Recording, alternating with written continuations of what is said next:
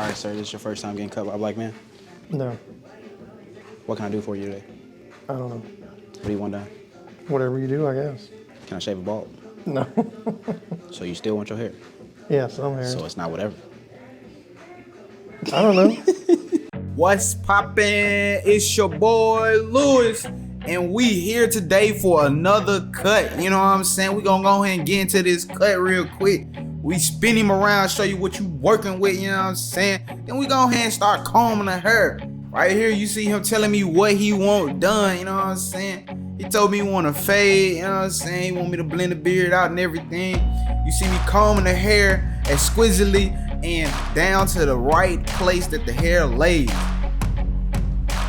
All right, so immediately after that, we gonna go ahead and start our bald fade, you know what I'm saying?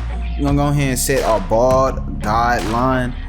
We want this guideline to drop in the back, and once I get to the back, I'm gonna go ahead and immediately go to the other side and start around the same place that I started on the other side of the head, just on this side of the head, and we gonna meet the two in the back. Now, a clean bald line sets for a good fade, so you wanna make sure this line is as good as it gets, you know what I'm saying? You wanna make sure you flick up at that line, because the next step is immediately after that. Our balding. We bald out with our 4 shavers, and we're not going to the line, we're going just enough to the line. Like, I want to say maybe even quarter of an inch under the bald guideline that we set with our trimmers. So immediately after that, then we go no guard open. You see me start here on the beard, but I immediately go into half of an inch on the fade, and I want to just keep the consistency of what's already been set in. Then our next step will be immediately taking out that bottom guideline. I'm using my corners, flicking at the bottom guideline with the no guard almost closed, and I'm adjusting the lever as needed. Alright, so right here you see me go ahead and do the same steps just with the next guide, which is going to be the 1 guard open, going up about a half an inch. And you see me setting this guideline in.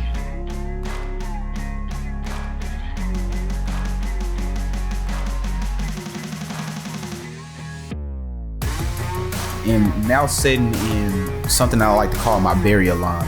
My barrier line is the highest point of the fade, normally at around the parietal ridge, where this is the highest point, highest in the guard that I'm going to take it. And right here is going to be a 1/2 guard open, which is technically a 2. I'm going to make this my highest guard I am using. Immediately after that, you see me throw on the 1 guard close, softening up this middle line, and then you're going to see me take this middle line out with the 1/2 guard open to close. And please keep in mind that I am using my corners as much as possible. A little goes a long way, and I'm also stretching the skin when needed to.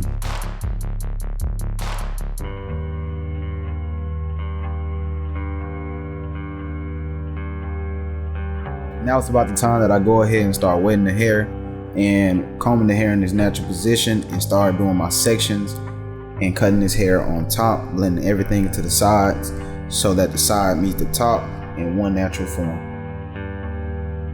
And as you've seen, I made my guideline, and then I made my mohawk guide, leveling everything out with the front. And then now I'm going through one side of the head, leveling out with my mohawk guide, and then I'm going through the other side of the head, leveling out with my mohawk guide. And then I'm gonna do my cross section, and nice rough draft. We good.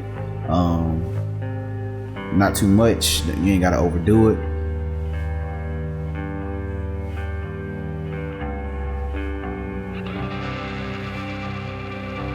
And so I put some tonic in it, and now it's time to blow dry the hair in the style he wants, preferably.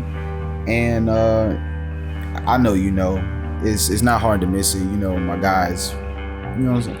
He trying to make it last, you know what I'm saying? And we still gonna make it last. That's the point of being a good barber. We ain't gonna tell him just to let it go, because we see it there, and that's what I would do. I would just let it go. But that's not me, so I'm gonna treat him like he got a full head of hair. And I'm gonna blow dry to make it look the fullest that I can. I'm not as good at styling a white person's hair as I am myself, but I did what I could do, and If you like it, you like it. If you don't, oh well, you know what I'm saying? And that's the point of making these videos, to be criticized, you know, so I can get better. You know, people show me some tricks, people show me some pictures, or maybe I'll take a class and go through the techniques. But I did what I could. Is it the best? No. But is it the worst? Not at all. And now it's time to define this haircut a little more by clipper over combing into the top, for a nice gradient blend from the sides to the top. And this is where we do our detail work as well, just making sure everything is unified and the haircut is magnificent to the best of my ability.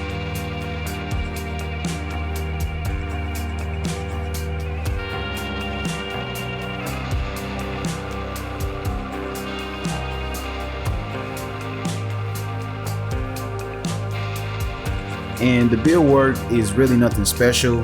If you had the beard of your client as a barber, if you had the beard of your client, how would you cut your own beard?